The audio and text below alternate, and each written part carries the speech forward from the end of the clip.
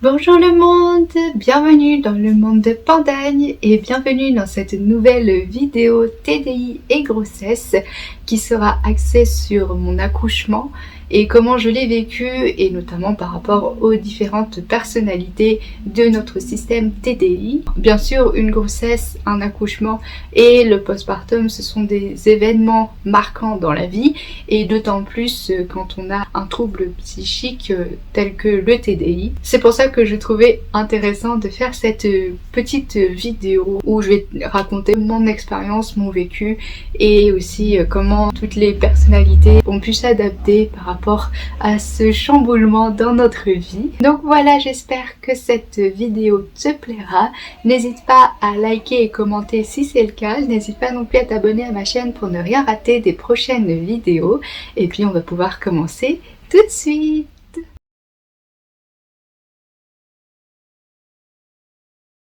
Bon, voilà, on se retrouve 2 mois après l'accouchement, 2 mois et demi, puisque la petite a 10 semaines maintenant. Comme tu le vois, je reprends un petit peu forme humaine, je reprends un peu du poil de la bête.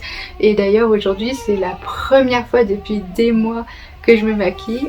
On l'entend à côté. Et franchement, ça fait du bien parce que forcément, dans ces moments-là, il y a quand même une image de soi qui diffère puisque le corps change, le visage, la peau, tout change. Et puis de toute façon, la fatigue associée aussi fait que beaucoup de choses se transforment, les hormones, etc. Donc ça fait du bien de se retrouver. Donc commençons par le commencement. La grossesse en elle-même s'est super bien passée. Le premier trimestre en soi, il y a eu juste les symptômes de premier trimestre, les vertiges, les nausées, les vomissements.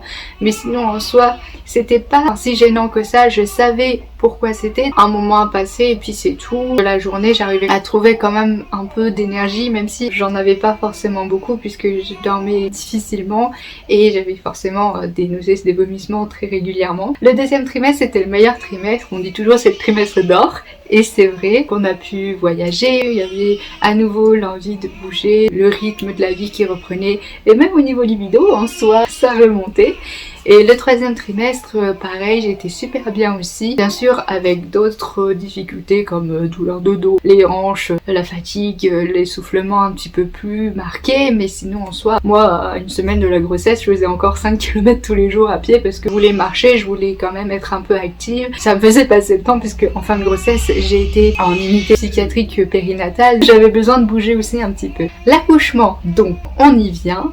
L'accouchement s'est très bien passé et il n'y avait aucune contre-indication obstétricale, même si elle était en siège. En fait, mon bébé s'est positionné dans mon ventre de telle manière qu'en fait, après, elle n'a plus pu bouger. C'est dur à dire. Elle n'a pas réussi à faire son demi-tour. Alors qu'on avait essayé, on avait fait de l'acupuncture, on a fait de l'ostéo. J'ai fait aussi la version. C'est vraiment une manipulation de l'obstétricienne sur le ventre pour essayer de donner le mouvement au bébé pour mettre la tête en bas. Et pour le coup, effectivement, ça fait un peu mal comme intervention, mais c'est pas du tout invasif. Au niveau sensation, c'est très désagréable et vraiment au niveau de la tête, ça fait mal. La tête, elle est quand même dure. Un crâne de bébé, c'est mou, mais ça reste quand même un crâne. Donc c'est vrai que quand elle bouge comme ça faisait un peu mal. Elle arrivait à faire le quart de tour, mais pas le demi-tour complet. Au final, j'ai essayé 3 fois la version, donc 3 fois de suite, sur une même consultation.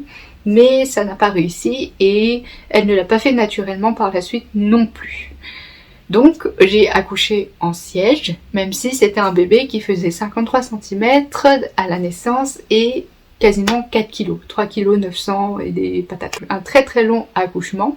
Elle était prévue au 15 septembre, mais elle est née à J+2. Toute la semaine du terme, j'ai été complètement prise par la maternité. Dès le lundi, donc le lundi 11 septembre, j'ai eu une fausse alerte. J'avais des contractions qui venaient un peu plus régulières. Comme j'étais à l'hôpital et qu'on voulait vraiment pas de risque, on joue la prudence de toute façon. J'ai été transférée aux urgences de maternité. Je suis restée jusqu'au mardi matin, donc je suis rentrée le mardi midi à l'hôpital puisque j'étais toujours hospitalisée. J'étais vraiment deg à ce moment-là parce que moi j'avais l'impression que si j'allais à la maternité, j'allais accoucher, alors que c'est complètement faux.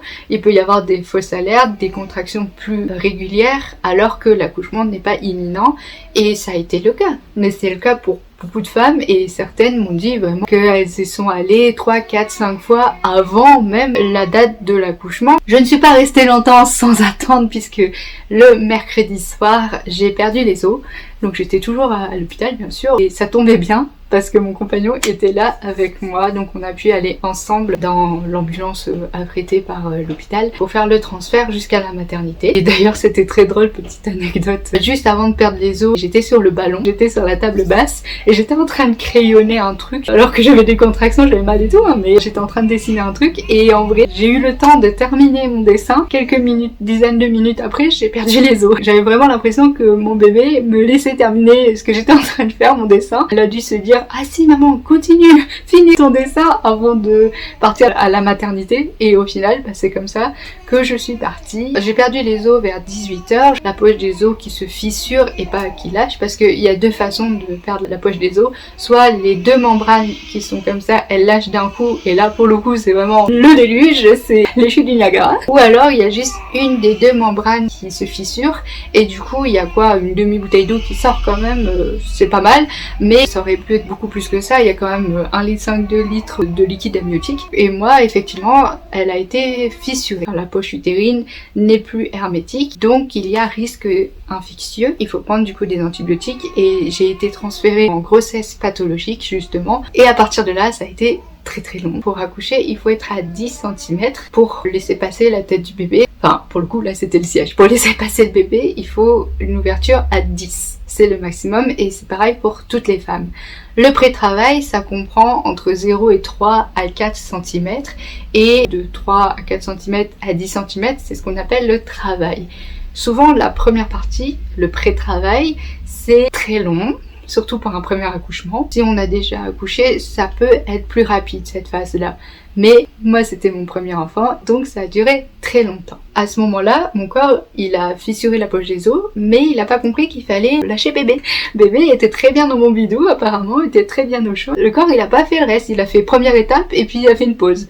Donc normalement, on attend 2 jours. Donc comme c'était le mercredi, on attendait jusqu'au vendredi après-midi pour que l'accouchement se fasse naturellement. En tout cas, que le travail avance. Le pré-travail n'avançait pas vraiment. Je suis passée de 1 cm à 1,5 cm en 2 jours, ce qui est pas assez. On considère qu'une fois que la poche des os est fissurée, on met 4 jours maximum pour que le risque infectieux ne soit pas trop important. Au bout de 4 jours, il faut que bébé sorte de toute façon, que ce soit par voie basse ou par voie haute, naturellement ou artificiellement, j'allais dire, mais avec aide médicale. Dans tous les cas, il fallait accélérer un peu la chose. Donc le vendredi, un peu moins de 48 heures après, j'ai commencé à avoir des déclenchements. La première étape du déclenchement, c'est le ballonnet. Donc je t'ai expliqué dans les vlogs un petit peu ce que c'est. Normalement, avec ça devrait être suffisant, mais ça ne l'a pas été parce qu'encore une fois, elle était en ciel. C'est quand même plus mou qu'une tête. La tête appuie beaucoup plus avec la gravité sur le ballonnet qu'un siège.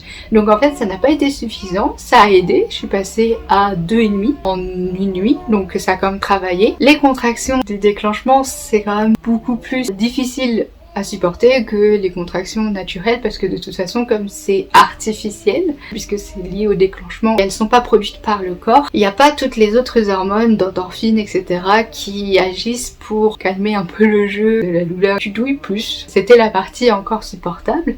Mais les contractions n'étaient pas assez régulières. J'en avais toutes les 30 minutes, environ 20 à 30 minutes, jour comme pendant 4 jours. Mais ce n'était pas suffisant. Donc, dans ce cas-là, il faut aider un peu plus. Donc le samedi, tu vois, j'étais déjà du mercredi soir, j'ai pris les comprimés pour déclencher hormonalement. Donc ce sont des comprimés d'hormones, tout simplement, qui vont imiter les hormones quand le corps va accoucher pour que le corps lui-même produise ces hormones. C'est vraiment pour inciter le corps à... Allez, c'est l'heure. Il y a 4 prises possibles sur 24 heures. Moi, j'en ai eu 2 et ça a été apparemment suffisant. Le samedi soir, quand j'ai vraiment eu les contractions du travail qui commençaient, parce que j'étais à 3 cm, j'ai eu la deuxième poche des os qui a percé, flop. J'ai eu le bouchon muqueux qui est tombé, donc c'est un truc un peu visqueux, gluant, qui permet de boucher l'entrée quand c'est la grossesse. Il faut éliminer pour accoucher et c'était un peu sanguinolent et tout, donc c'était un peu dégueu et il y a quand même pas mal de matière expulsée déjà. En une après-midi, les contractions se sont beaucoup rapprochées, le col s'est ouvert à 3 cm et le samedi soir, j'ai pu passer en salle de travail, donc qui est la même que la salle d'accouchement. Donc je suis passée du mercredi soir au samedi soir quand même, hein, pour le pré-travail. Arrivée en salle de travail, là on m'a posé la péridurale. Moi, j'avais pour projet de faire un accouchement naturel, physiologique, idéalement sans péridurale ni assistance médicale, médicaments, etc. Après, on fait avec ce qu'on a. Mon bébé était en siège, donc on préconise une péridurale parce qu'il y a quand même plus de risques de césarienne ou de difficultés post-délivrance. Et d'ailleurs ça a été le cas, mais ce sera un peu plus loin dans la vidéo. J'ai bien fait d'accepter pour le coup. L'anesthésiste a vraiment été géniale. Ça a été un moment angoissant, vraiment je tremblais et tout. J'avais vraiment peur de la péridurale parce que j'étais déjà pas du tout préparée, c'est pas du tout ce que je voulais, mais c'était nécessaire. Et une fois que la péridurale est posée, on doit être allongé sur le dos sans bouger. On ne peut ni boire ni manger sauf de l'eau. Heureusement maintenant on peut boire de l'eau. Moi c'était un sage-femme, donc un maïoticien qui s'occupait de moi pendant l'accouchement.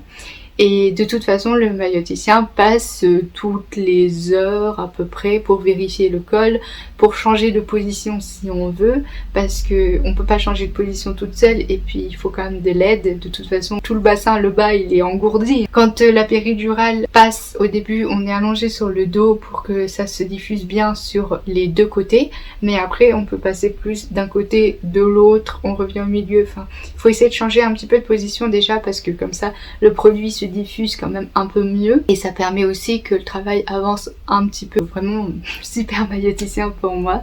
J'étais très contente que ce soit lui qui me suive, en tout cas pour mon accouchement. En général, on considère que le col s'ouvre à 1 cm toutes les heures une fois que le travail commence. Et de toute façon, franchement, une fois que la péridurale a été posée, les douleurs... Vraiment, c'est comme s'il n'y en avait pas. J'ai même pas dû appuyer moi-même. Parce qu'en fait, la péridurale, elle fonctionne de façon automatique, c'est toutes les 45 minutes. Le produit fait effet toutes les 45 minutes, donc automatiquement, il y a une dose minimum qui est apposée. Après, si douleur il y a, on peut appuyer sur un bouton qui permet d'envoyer une dose de péridurale. Et ça, c'est moi qui gère, ou mon compagnon quand il est à côté, si je lui demande, c'est quelque chose de possible et c'est toi qui gères. Ça s'est très bien passé toute la nuit, le travail. J'ai pu fermer un peu les yeux et me reposer quelques minutes par-ci par-là. Lui, mon compagnon, il a pas du tout fermé l'œil de la nuit, il était focus sur prendre soin de moi, aux petits soins, parce que là pour le coup c'était objectif accouchement. Donc voilà, une fois que le pré-travail est terminé, le travail est terminé, le col est dilaté à 10, on va pas accoucher tout de suite, non, il faut attendre 1 heure à 2 heures que le bébé descende. Comme en plus, encore une fois, elle était en siège, elle descendait quand même un peu plus lentement parce qu'une tête au niveau gravité c'est plus lourd. Elle est quand même mieux prévue par la tête que par le siège. On a attendu 2 heures qu'elle descende bien dans le bassin. Donc là, on change de position. On n'est plus sur une position sur le dos allongé. On passe à une position semi-assise pour que le bassin puisse bien être posé vers le bas et que le bébé descende. Là, on va pouvoir commencer. Normalement, on fait une demi-heure de poussée maximum parce qu'après, on considère que la maman fatigue beaucoup. Bien sûr, tout le temps de l'accouchement, tout le temps du travail, le bébé est avec tous les monitorings et tout ça pour avoir le rythme du cœur, le rythme des contractions, etc. Donc on surveille le bébé tout le temps que dure l'accouchement. Mon bébé n'a pas du tout flanché une seule fois, elle a été en super forme. Donc on a fait une poussée d'1 heure parce que malchance pour moi, j'ai eu des contractions pendant tout le temps du travail, à peu près toutes les 5 minutes, même des fois 3 minutes, j'avais une contraction. Mais je sentais pas tant que ça parce qu'en fait la péridurale fait que franchement t'as pas mal, hein. Je veux dire, évidemment tu sens la contraction, tu sens qu'il y a quelque chose qui se passe, mais franchement par rapport au pré-travail où t'as pas de péridurale. Les contractions, ça te fait pas vraiment mal, hein. Pour le coup, comme en plus je supporte bien la douleur, enfin je peux même pas appeler ça avoir mal, c'est juste tu sens quelque chose, tu sens une petite gêne, tu sens que ça travaille. Je sentais les contractions à chaque fois, mais j'avais pas mal à proprement parler. Après ça, je n'ai pas eu de contractions pendant la poussée, pendant le travail en lui-même. Le moment où il faut opérer. Mon utérus, il était un peu feignant, il a fait hey, j'ai travaillé, j'ai fait mon travail. Et en fait, après, il a fait bon. Il a fait une contraction toutes les 15 minutes, allez basta. Donc c'est pour ça que ça a vraiment duré aussi longtemps. Et de toute façon à la fin, comme c'était là, enfin ça descendait bien, et poussé à des moments où il n'y avait pas de contraction, donc pas cette aide mécanique de l'utérus qui contracte pour pouvoir pousser. J'ai poussé, j'allais dire seule, sans l'aide de mon corps, et du coup j'ai été déchirée totalement de haut en bas. Yes. C'est plus courant avec un accouchement en siège d'être déchiré, et puis de toute façon vu la taille et le poids de mon bébé c'est plutôt normal. C'est ainsi qu'encore une fois avec la péridurale tu sens qu'il se passe quelque chose, tu sens tout, mais il n'y a pas la douleur en fait avec. Donc j'ai senti les déchirures, j'ai senti mon bébé passer, mais j'ai pas senti la douleur liée à l'accouchement lui-même. Bien sûr que ça faisait mal, mais je dirais pas que ça fait vraiment mal parce que je supporte plutôt bien la douleur, et en vrai avec les exercices de respiration, nickel quoi. La gynéco qui était avec moi, elle a donné de ses mains, hein, parce qu'elle m'a donné les mains comme ça pour que j'ai un appui pour pousser, et mon compagnon était derrière à prendre mes épaules comme ça pour vraiment que je puisse m'appuyer. Donc je lui ai détruit son bras parce qu'il était vraiment à supporter mes épaules en fait à chaque poussée. En vrai ça a été nickel. Bien sûr après j'étais bien fatiguée et mon utérus a été complètement feignant. Déjà il a été feignant pendant la poussée, c'est pour ça que bon ça a été autant déchiré. Une fois que le bébé est sorti, mon utérus il a fait je fais mon travail, j'abandonne. C'est bon, je laisse tomber. Et du coup, j'ai plus eu une seule contraction pour la délivrance du placenta. Donc, l'obstétricienne a dû aller chercher, gratter pour aller sortir le placenta. Donc, ça s'est déchiré.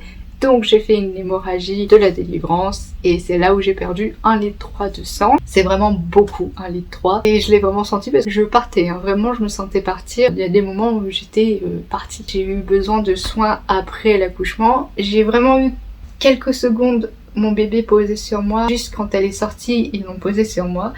Mais après, en fait, comme j'avais besoin de soins, le pédiatre et l'auxiliaire de puériculture sont allés dans la petite salle à côté. La porte est ouverte, bien sûr, mais c'est la salle à côté avec mon compagnon, du coup le papa, pour juste check-up si bébé tout va bien, tout ça, mais aussi pour laisser la place pour que tout le monde puisse graviter autour de moi et prendre soin de moi après la délivrance. Il y a quand même eu pas mal d'anesthésistes, de gynéco, obstétriciennes, le maïoticien. Tout ce monde-là était affairé pendant 2 heures pour prendre soin de moi parce que j'avais besoin quand même de soins. Et c'est là où je l'ai plus mal vécu, parce que j'avais vraiment en tête d'avoir mon bébé en peau à peau tout de suite, de faire la première tétée en salle d'accouchement, de vraiment l'accueillir là quoi. Et en fait elle était en peau à peau sur papa, donc heureusement très bien, mais elle était loin de moi. Mes deux amours étaient vraiment très loin et je les voyais très loin de moi. Et en plus comme je partais un petit peu parce que j'avais perdu beaucoup de sang, j'avais vraiment l'impression que c'était terriblement loin, et ça je l'ai eu un peu mal, j'ai un peu mal vécu parce que c'était quelque chose qui était important pour moi et j'avais l'impression d'avoir raté quelque chose en tant que maman parce que j'ai pas pu accueillir mon bébé dès qu'elle est née, je l'ai pas pu l'accueillir sur moi. Après elle a quand même été un peu sur moi quand elle est sortie, donc elle a eu mon odeur, elle a eu ma chaleur, etc., mais pas les 2-3 heures de peau à peau juste après la naissance. Je me suis rattrapée après, hein, parce que une fois que j'ai été soignée tout ça, ils ont même mis une couverture chauffante et tout parce que je grelottais, j'avais tellement froid, je tremblais comme ça, et du coup ça aurait pas été bien bon pour le bébé d'être peau à peau à ce moment-là, c'est normal. Et de toute façon elle était dans les bras de papa, donc c'est super. Mais voilà, c'est ça que j'ai eu plus de mal à vivre parce que c'était quelque chose de tellement important pour moi. La vie est ainsi faite. Heureusement après je me suis rattrapée parce que une fois que je suis sortie, j'allais dire du bloc, mais c'est un peu ça quoi, je suis sortie de la salle d'accouchement, je suis remontée en maternité avec bébé, papa et tous les sacs. Du coup je l'avais en peau à peau. Normalement on avait prévu des vêtements, un petit bonnet tout mignon et tout. On a pris taille naissance, elle n'est jamais rentrée dans du taille naissance. Elle faisait du 1 mois dès sa naissance. Nous on avait pris que de la taille naissance parce que c'est ce qu'on nous avait dit. La maternité, il faut prendre les petites tailles. Pas beaucoup hein, parce que de toute façon elle va pas beaucoup le porter. Comme en plus après ils perdent un peu de poids parce qu'il faut évacuer tout le méconium et tout ça. Et ben c'était faux. Il aurait fallu prendre du 1 mois et on n'avait pas. Donc en fait on est monté en peau à peau avec le jersey pour la tenir contre moi et le petit bonnet en jersey. Et on est monté comme ça dans la chambre de maternité et je suis restée en peau à peau avec elle pendant toute la matinée. Donc je me suis quand même bien rattrapée. J'ai accouché, il était 5h et quelques du matin. Bien sûr, j'ai pas dormi, hein, forcément. J'ai fermé un peu les yeux pour me reposer parce qu'après un accouchement, c'est compliqué. Mais je m'en voulais encore le dimanche matin. Oh, c'est bizarre, j'ai des vertiges, j'arrive pas à me lever. Ben oui, tu as passé une semaine sans dormir, tu as passé 4 jours le pré-travail, le travail, t'as accouché, t'as perdu 1 litre de sang. Et moi j'étais là, j'ai des vertiges, ça va pas, et j'arrive pas à me lever de mon lit, c'est bizarre. Et je m'en suis beaucoup voulu pour ça, parce que je me rendais pas compte de ce que j'avais traversé. Tu sais, avec ce shoot d'hormones, c'est un peu comme si la réalité était tellement loin, je savais ce que je devais faire, et je le faisais quoi. Enfin, je n'avais pas du tout conscience des limites de mon corps et que là j'étais complètement épuisée et que j'aurais dû dormir. Mais en fait j'arrivais même pas parce que j'étais tellement focalisée sur mon bébé, lui donner tout ce dont elle avait besoin à la maternité, qu'en fait pendant les 2 jours qui ont suivi l'accouchement je n'ai pas dormi du tout. Déjà parce que il fallait donner les tétés et comme au début elle apprend, moi j'apprends, et puis de toute façon un nouveau-né prend toutes les 1h30, 2 heures maximum, hein. Même des fois c'est toutes les heures, hein. Et ça c'est à la maternité, c'est normal, c'est un nouveau-né, il faut qu'il apprenne à manger, donc il peut prendre de toutes petites quantités, de toute façon avec un petit estomac qui fait cette taille-là, c'est tout à fait normal. Pendant les 2 premiers jours, et 2 premières nuits, j'ai pas du tout dormi. Après cette semaine assez éprouvante, après l'accouchement et tout ce qui s'ensuit, j'ai beaucoup culpabilisé par rapport à ça parce que j'avais vraiment l'impression de pas faire assez et encore une fois je reviens à juste après la délivrance, j'ai pas pu prendre mon bébé en peau à peau et je m'en suis tellement voulu par rapport à ça. J'avais vraiment l'impression d'avoir raté quelque chose en tant que maman, j'avais vraiment l'impression d'être une mauvaise maman du départ parce que j'ai pas pu l'accueillir dès son arrivée sur terre. Et pour moi ça c'était une montagne énorme avec le baby blues et tout ça, la chute des hormones, toute la transformation intérieure. Ça n'a pas aidé, donc je pleurais tous les jours des fois pendant 1 heure et après j'étais pendant 1 heure super joyeuse. Comme ça quoi, littéralement, mais en extrême, à un niveau extrême, j'étais euphorique et j'étais au plus bas. Ce qui a été compliqué c'était la montée de lait. Le 3e jour j'ai eu une montée de lait très forte parce qu'en fait elle a beaucoup stimulé toutes les heures à peu près. Pendant les dernières 24 heures elle avait vraiment stimulé beaucoup, donc elle était beaucoup au sein. C'est ça en fait qui fait la montée de lait. Mais comme elle a stimulé beaucoup, j'ai eu une grosse montée de lait. Comme c'est la première fois que mon corps doit gérer ça, je crois qu'il a pas trop géré. Le lait était vraiment bloqué. Donc mon sein, il s'est quadruplé de volume. Il était dur comme du bois, mais vraiment, on pouvait même pas toucher comme ça. C'était très dur et ça faisait extrêmement mal. Il y a rien qui sortait et on sentait des plaques, tu sais il y a des canaux pour faire s'écouler le lait, pour produire le lait, pour qu'il arrive au mamelon, et là les canaux c'était des morceaux comme ça mais durs, tu sentais les plaques qu'il y avait en dessous, c'était horrible et j'ai eu super mal. En plus je me suis dit je vais pas pouvoir l'allaiter, c'est pas possible parce que ça sortait pas et j'ai pleuré pendant 3 heures tellement ça me faisait mal. En plus elle tirait parce qu'elle avait faim, sauf que ça sortait pas donc elle tirait encore plus et du coup ça m'a blessée, c'était sanguinolent et tout. J'ai eu des crevasses, j'ai eu vraiment mal. Et là franchement la puéricultrice qui est venue pour normalement m'aider à ce moment-là, elle a vraiment pas été sympa. J'ai mal, je sais pas comment faire sortir le lait. Et elle me disait bah oui vous avez mal, c'est normal, comme tout le monde, ça saignait et tout. Mais ah non c'est pas grave, ça lui fera du fer en plus parce que il y a du sang. Enfin elle disait bah il faut juste faire sortir du lait. J'arrivais pas à le faire déjà parce que je savais pas forcément le faire, c'est pas inné. Quand elle le faisait elle, ça sortait un petit peu, genre une goutte à la fois, mais ça me faisait un mal de chien. Et encore là c'était au bout de 2 heures où elle en a eu marre parce que c'est dit c'est pas le faire celle-là, donc je vais lui montrer comment on fait. Mais vraiment ça me fait tellement mal sur moi-même, j'arrivais pas. Et puis de toute façon, comme mon sang avait quadruplé le volume, j'avais même pas comment mettre mes mains et tout, c'était un carnage. Et heureusement, au changement d'équipe, l'auxiliaire de puériculture de la nuit, elle m'a vu en larmes et tout, j'étais mal et je me suis dit, punaise, je vais devoir abandonner l'allaitement au lait maternel au sein. Parce que j'arrive pas, je suis nulle, je suis une merde, j'arrive même pas. Parce que quand il y a du lait qui est en trop, après ça s'infecte et tout, ça devient une mastite. En plus j'avais tout ça en tête, je me suis dit, ah, horrible. Et au final, elle m'a sauvée avec le tire-lait parce que déjà ça a permis de désengorger tout ça. J'ai tiré quand même pas mal cette nuit-là.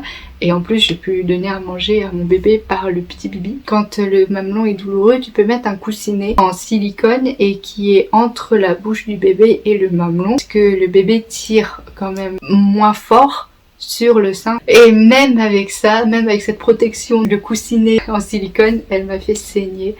Ah, c'est pas de sa faute, hein, mais vraiment ça m'a fait tellement mal, je me souviens. J'avais juste envie de sauter par la fenêtre tellement j'avais mal, enfin bref, avec toutes les hormones et tout hein, qui y jouent, baby blues, tout ça. Mais au final, le soir, j'ai réussi à m'en sortir grâce au tire-lait et grâce à cette dame qui heureusement était là. On a pu donner au biberon du lait maternel que je venais de tirer. Je suis restée 5 jours à la maternité et après ça, j'ai pu sortir et je suis pas rentrée à la maison comme tu le sais, je suis rentrée à l'hôpital et pour le coup, une hospitalisation, ça s'est suivi. Du moment où je suis partie de la maternité, j'ai été transférée à l'hôpital de psychiatrie périnatale avec mon bébé du coup qui cette fois-ci était né puisque avant l'accouchement ça reste quand même la même unité mère-enfant et après l'accouchement l'enfant étant là on prend soin aussi du bébé donc c'était quand même beaucoup plus rassurant qu'une unité psychiatrique comme on a l'image alors que là ça n'avait rien à voir du tout et pour le coup j'étais très contente. Sur le coup il y a eu très peu de switch, donc de changement d'alter, parce que c'était un peu un moment d'urgence, si tu vois ce que je veux dire. Forcément un moment extrêmement intense, l'accouchement, donc il n'y a pas eu de switch à ce moment-là parce que c'était nécessaire que ce soit moi qui reste là, l'hôte principal, donc moi, Lily, et les aides d'autres haltères aussi qui sont un peu plus secondaires mais qui sont quand même bien aidantes, comme par exemple Améthyste qui quand même supporte très bien la douleur physique, et Glantine pour pouvoir bien prendre du recul sur les choses, bien cadrer et planifier les choses, et aussi bien sûr Cléry pour apaiser un peu tout ça, mettre un peu de communication, de cohérence. De toute façon, il n'y a pas de secret. Tout le temps que dure un accouchement, une grossesse, enfin quoi que ce soit dans un couple, le plus important c'est de pouvoir communiquer.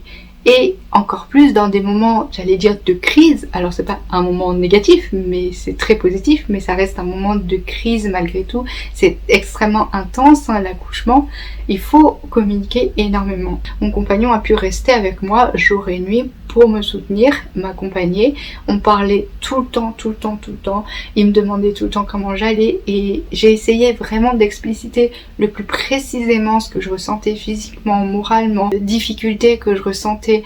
Et le fait de le sortir déjà, ça diminuait, voire ça résolvait la difficulté, les jugements que j'avais envers moi-même par exemple, la pression que je me mettais. Ça a énormément aidé de pouvoir communiquer avec l'autre et en même temps, grâce à cette communication, cette verbalisation, de prendre du recul. Et ça a été un soutien immense. Il a très bien joué son rôle de compagnon, pour le coup, il m'a beaucoup accompagnée dans ces moments-là. Du moment où j'étais en grossesse pathologique, l'accouchement plus la maternité où je suis restée 5 jours aussi, j'ai fait quasiment un séjour de 10 jours à la maternité et il est resté tout le temps avec moi. Bien sûr, il y sortait un peu tous les jours en dehors de la maternité parce que moi je ne pouvais pas, évidemment j'étais hospitalisée, mais il sortait, il faisait un tour mais pour prendre l'air et puis après il revenait ou alors on allait ensemble à la cafétéria tant que j'étais encore enceinte, je pouvais marcher correctement. C'était surtout après en partie maternité où je vais accoucher et que là c'était plus compliqué pour sortir. Déjà juste sortir de mon lit, aller à la salle de bain, c'était un défi. Il a été très aidant pour ça et en même temps pour le système aussi parce que grâce à toutes ces observations, cette communication qu'on a eu tous les deux, ça a permis de vraiment garder des garde-fous par rapport au changement d'haltère à ce moment-là. Ça n'a pas été un problème parce que l'urgence, la situation, je sais pas comment l'expliquer autrement que l'urgence, mais tu vois, cette nécessité d'avoir une cohérence, d'avoir certains haltères, notamment moi surtout qui vivais ça, je devais être la plus présente parce que j'étais la plus à même de gérer l'accouchement. À ce moment-là, je suis restée très présente, quasiment 95% du temps. Il y a eu vraiment très peu de switch. En fait, il y a eu beaucoup plus d'influence, c'est-à-dire que j'étais toujours là et il y avait une autre personnalité en influence pour m'aider. Moi, j'ai un peu plus de difficultés sociales, surtout quand je suis fatiguée, j'ai envie de voir personne. Enfin, un peu comme tout le monde, quand t'es fatigué, quand t'as mal, quand t'es malade, t'as envie de voir personne. Déjà, de base, je suis un peu comme ça. Donc, c'est sûr que pendant ce moment-là, j'avais envie de voir vraiment rien. Alors que, justement, le fait qu'Améthyste soit là en influence, ça nous a au contraire fait du bien de voir d'autres personnes, d'avoir aussi des retours positifs pour contrecarrer toute cette pression que je me mettais, tous ces jugements que j'avais contre moi qui étaient négatifs forcément. Donc ça m'a beaucoup aidé, ou par exemple la bienveillance de Clélie qui m'a permis d'avoir plus confiance en moi, de pouvoir mieux rebondir face au baby blues, parce que ça a été assez fort chez moi. J'étais fort marquée par ça, et même mon compagnon qui était avec moi plus souvent là, ça a été un moment d'épreuve pour lui aussi, parce qu'il aimait pas me voir comme ça, quoi, c'est normal. Et à ce moment-là, j'ai accepté un traitement, j'ai accepté de voir la psychiatre de la maternité et j'ai accepté le traitement qu'elle m'a proposé parce que c'était vraiment pour contrecarrer le baby blues et que ça se transforme pas en dépression postpartum. J'ai fait une petite dépression de postpartum parce que c'est quand même resté dans le fond au moins pendant 2 mois. Mais c'est vrai que pendant les 2 mois après l'accouchement jusqu'à mi-novembre, j'étais assez marquée par les idées un peu noir et tout ça. J'ai plus l'idée suicidaire, ma volonté de vivre était là, mais tout le reste, les idées noires, l'autoflagellation et tout ça, ça c'était très compliqué. Là, ça va quand même beaucoup mieux par rapport à ça. Et au niveau des haltères, ça se stabilise et je pense que chacune a pu retrouver un petit peu son rôle, notamment notre haltère enfant, notre haltère Flora, qui a été absente pendant tout le temps de l'accouchement, le pré-travail, etc. Tout ce que je viens de te raconter dans cette vidéo, elle n'a pas été là du tout. Encore 3 semaines après, elle n'a pas pointé le bout de son nez. Je pense parce qu'au niveau du système, elle n'était pas nécessaire et au contraire, c'était nécessaire qu'elle ne vienne pas pour que tout se mette en place au début. De toute façon, un nourrisson est encore tellement petit qu'un haltère enfant à ce moment-là est plutôt délétère pour notre vie de famille. Là, comme elle est un peu plus grande et puis on a quand même un rythme qui se met en route, on a des habitudes, on connaît un peu plus notre bébé, on a un peu plus confiance en nous aussi en tant que jeunes parents. Il y a peut-être certains moments qui sont plus à même d'avoir des switches, des changements d'haltères qui sont beaucoup moins problématiques et pas du tout dangereux vis-à-vis de notre bébé ou de notre vie de famille. Je pense aussi qu'il y a une certaine protection du système par rapport à ça. Donc notre haltère enfant, qui était très présente depuis tout le temps, elle a pas du tout été là pendant au moins 1 mois, on va dire, on va baliser ça, 1 semaine avant l'accouchement, pendant l'accouchement, 3 semaines après. En fait, pendant ce mois-là, elle n'a pas du tout été présente, elle n'a pas du tout sa place à ce moment-là. Et petit à petit, elle est venue un peu plus, petit à petit, elle-même, elle s'est sentie plus à même de pouvoir venir. Et à chaque fois, elle venait, elle posait des questions à mon compagnon pour savoir comment on s'occupe d'un bébé. Est-ce que elle pouvait lui faire des bisous, par exemple? Est-ce qu'elle pouvait la caresser un petit peu? Bien sûr, au début, elle peut pas la prendre dans ses bras. Là, elle revient un peu plus souvent et en plus de ça, dans notre système, notre haltère enfant, notre Flora, c'est un peu la jauge de notre morale. Elle revient plus, donc le moral va mieux en globalité. Il y a des cas où potentiellement après l'accouchement, après l'arrivée d'un bébé, la personnalité enfant dans un TDI n'est plus nécessaire parce que entre guillemets, ça comble cette nécessité-là, ce besoin-là d'avoir une facette enfant dans la personnalité et les problèmes, les traumas de l'enfance peuvent se résoudre à ce moment-là. De toute façon, pour toutes les mamans, à chaque accouchement, surtout le premier, il y a quand même une rétrospective de soi-même avec son propre passé et l'enfance revient beaucoup plus dans l'esprit de la personne et il y a beaucoup de choses qui se règlent à ce moment-là.